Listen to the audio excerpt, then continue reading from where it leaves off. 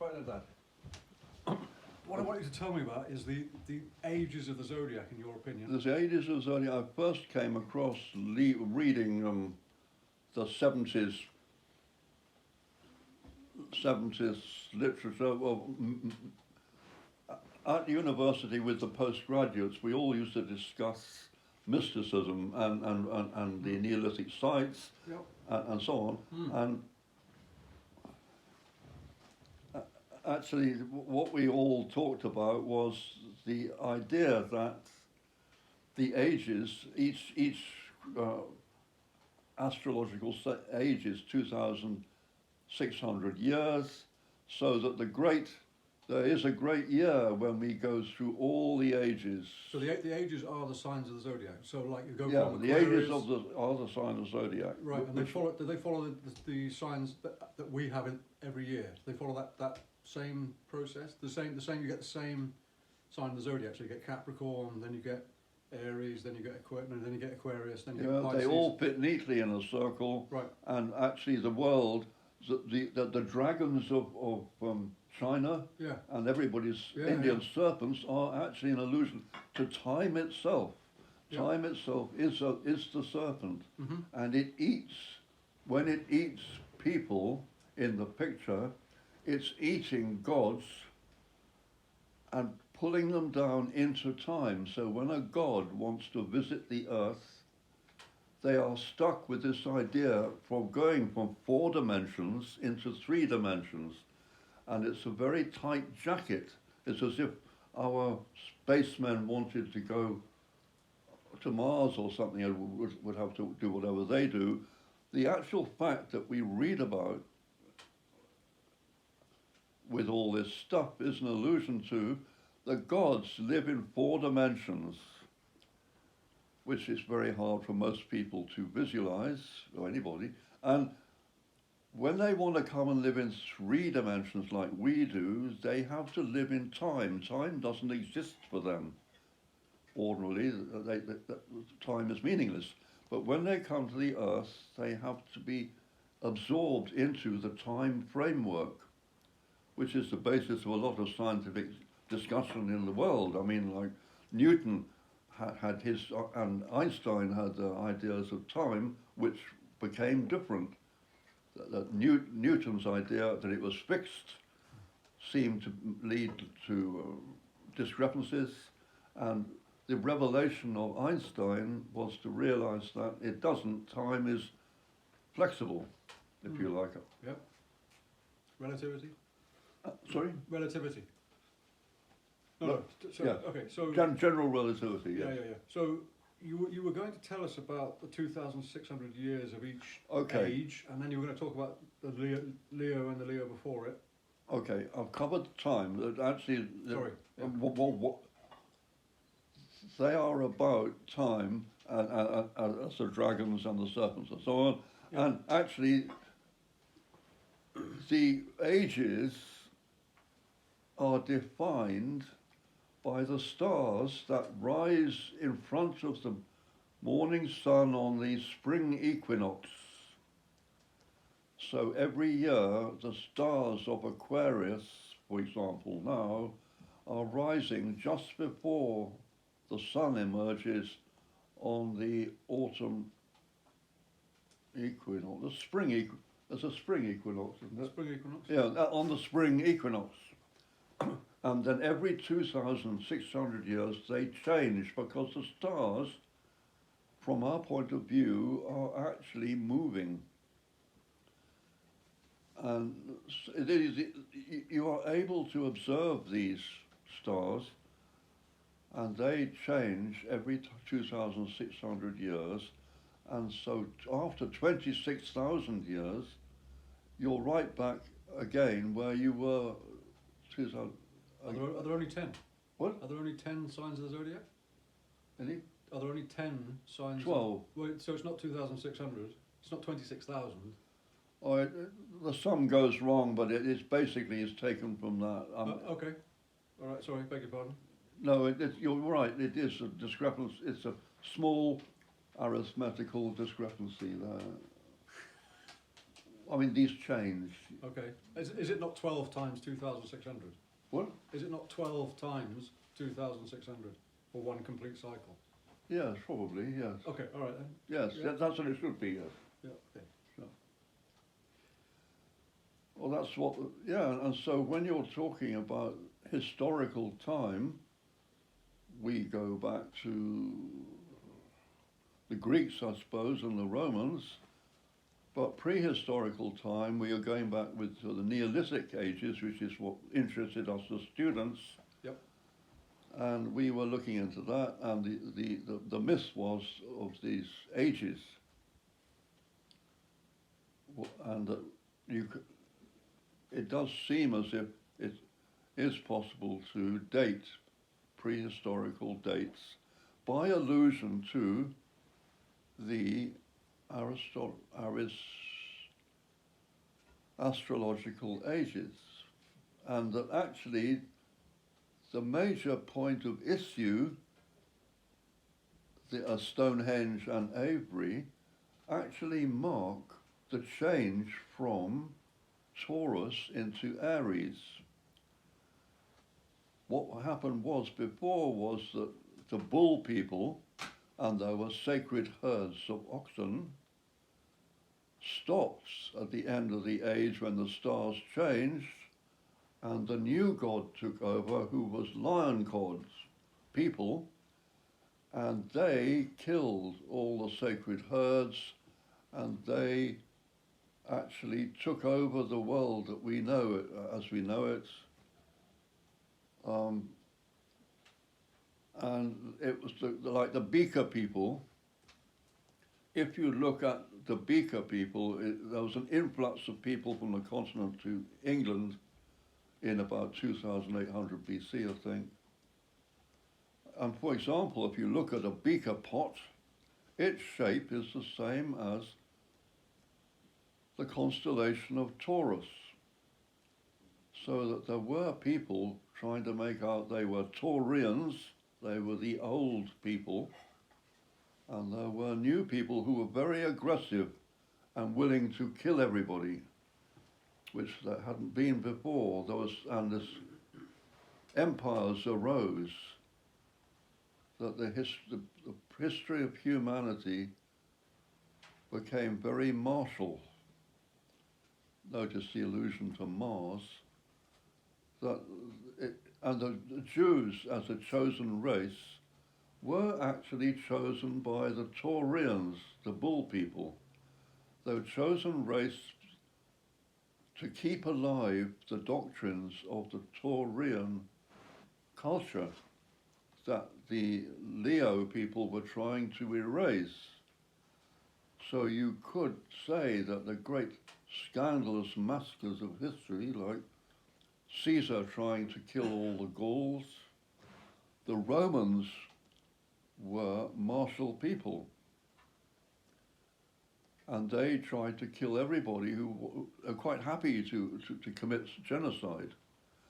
And perhaps Hitler was actually thought he was doing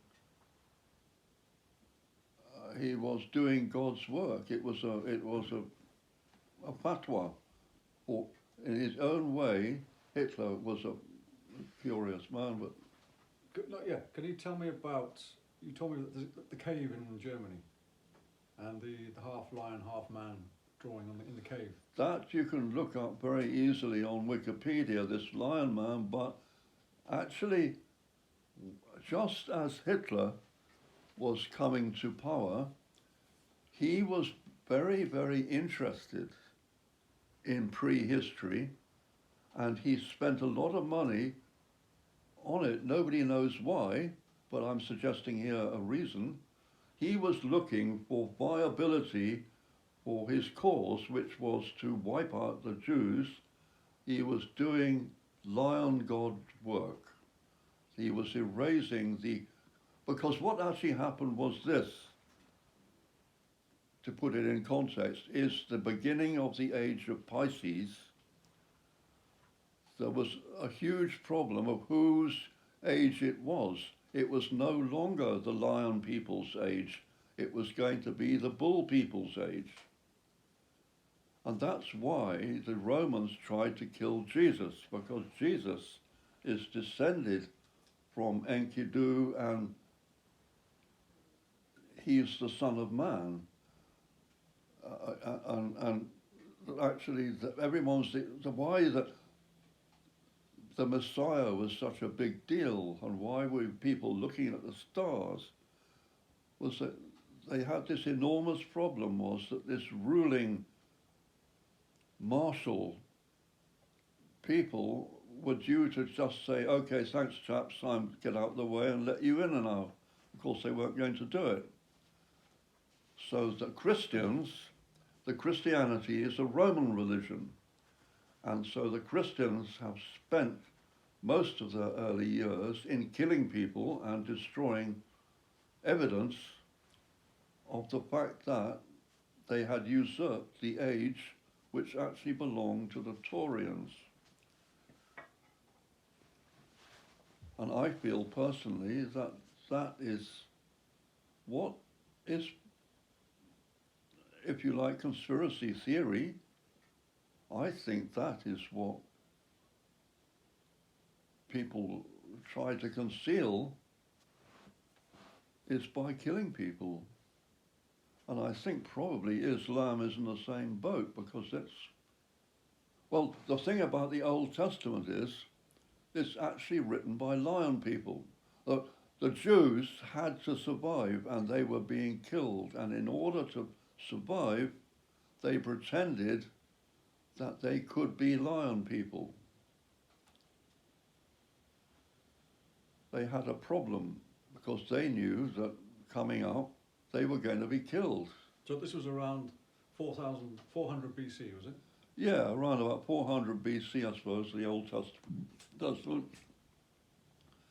But Jesus said he was the Son of Man, you see, and man was Enkidu, because what actually happened, the age of Gilgamesh is actually obviously Gemini, because it's a pi sign which fits into loads of things, but also twins. And yep. The twins being Gilgamesh and Enkidu? Sorry? The twins, maybe Gilgamesh and Enkidu. Yeah, twins. Right, and the pi symbol, is that the symbol of Gemini? Well, is that what you're referring to? The pi sign, the Gemini sign is a pi sign. Okay. It's also the sign of the stool. In some African religions is a sacred stool. Yep.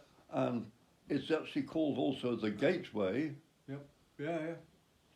So Jesus was the Son of Man. Is he a lion man? Is The point about Jesus is, where does he fit in? The point is by the this. ages. Actually, historically, the goddess had shagged gods whenever she fancied it in order to introduce new species into the world. This is how she changed the wildlife, the natural world of the earth.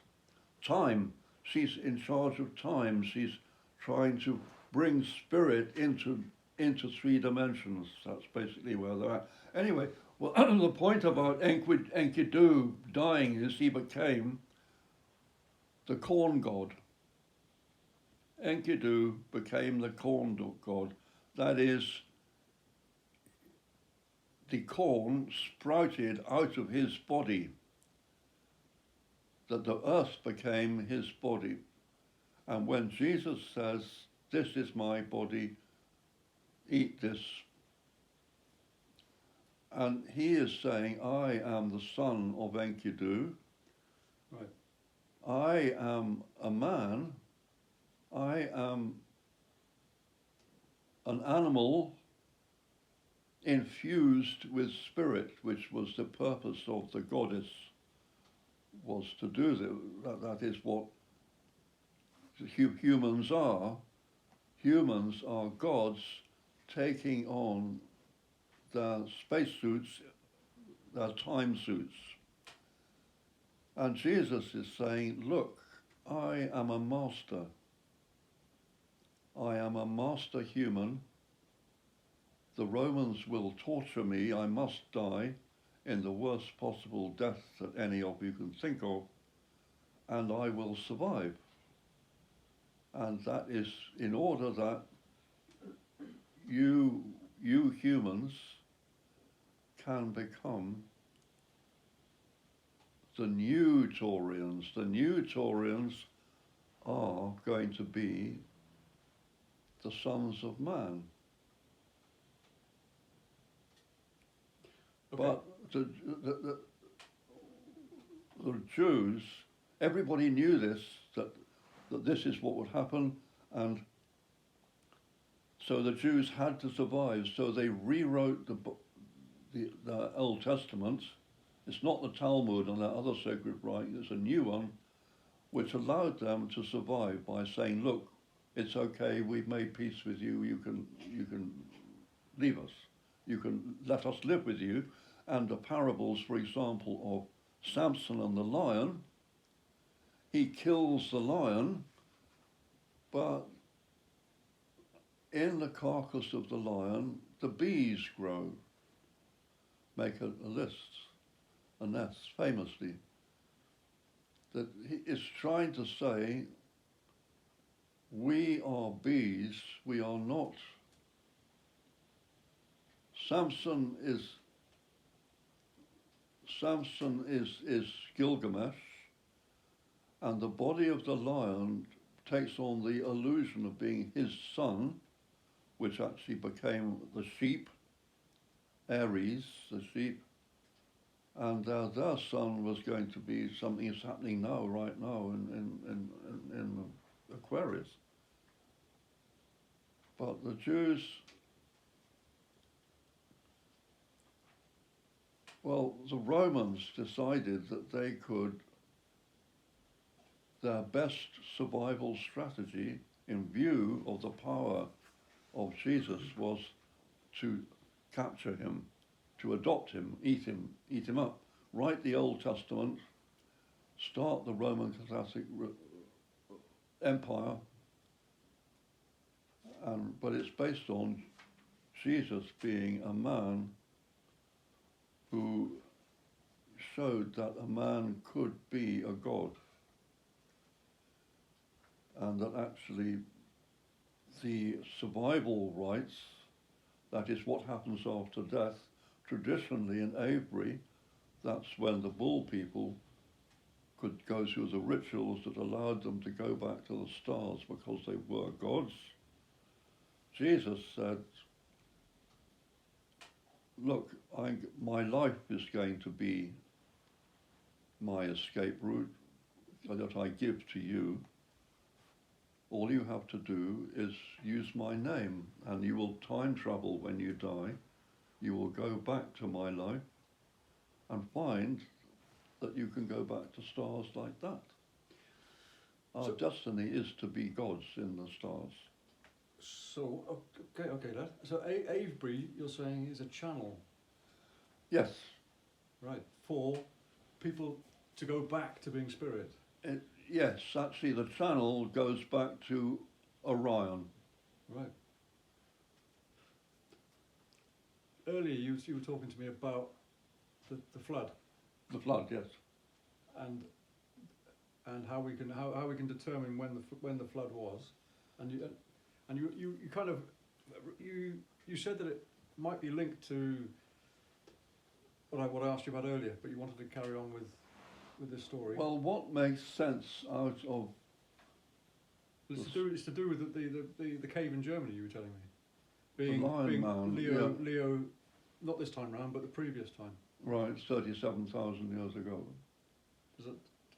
Have you got something to say, or don't want to say? don't, well, Not really. Just to say that it coincides with the time of the flood, is it? I don't know. no, not to do with the floods. Not to do with The floods, in my opinion, is that Mars used to have a civilization on it that they took technology far too far. I'm going back to the myth of the Garden of Eden and the tree of knowledge, which is associated with the left-hand spiral, and they say, take this tree, it's surely death. And death being an underworld. And it's said that if you pursue knowledge, it will destroy life, is what it's saying. Wow. And so we have done that. We have pursued knowledge and we have killed the world.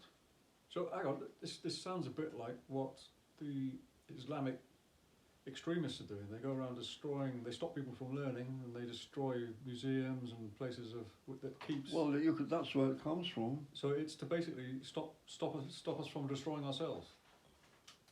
Is that what they're doing? Well, they could say that. Right. We know that actually it's a fatwa, it's great fun, and they can actually, it's bloody good fun being a hooligan. We all know that. Oh, okay. Yeah, but they can say there is a spiritual basis. Their fatwa has a spiritual basis. All fatwas the Roman Catholic Church has justifiable war or something. I don't know what they call it. Okay. Well, let's not talk too much about what violence based from religion. If that's what you're about to say. So, anything else you want to say about the ages of the signs of the zodiac? In that they're 2,600. Oh yes. I was going to say that actually, if you follow the Gilgamesh journey, it is a journey in time.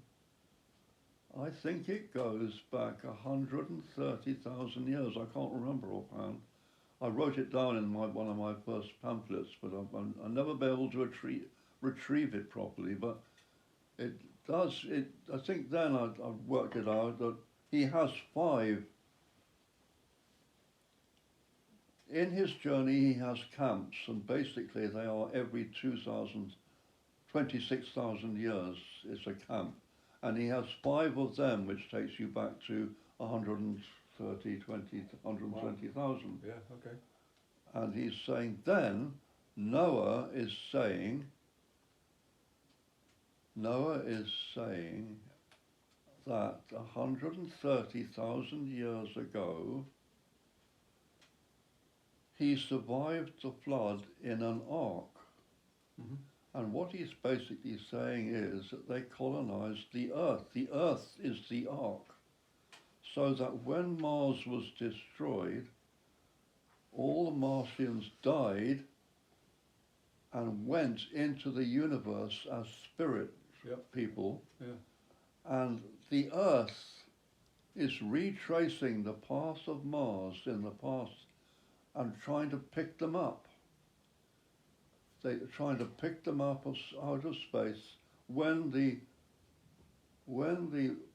astrological ages just click into the one where they coincide with the one 26,000 years earlier.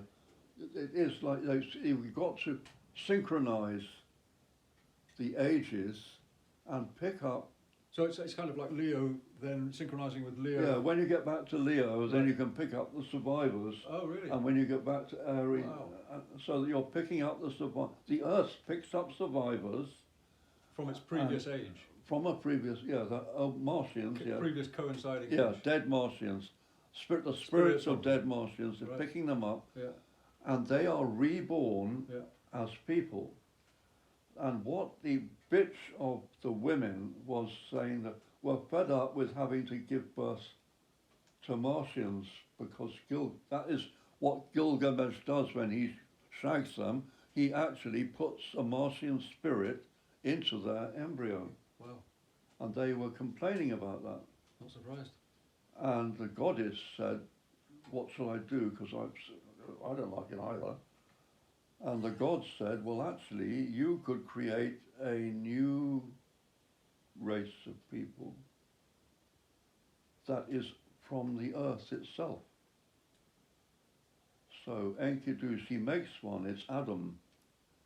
And she throws him into the stars, which is like to give him where he can learn what it's like to be in the real existence in space. There he is in space as a lump of earth.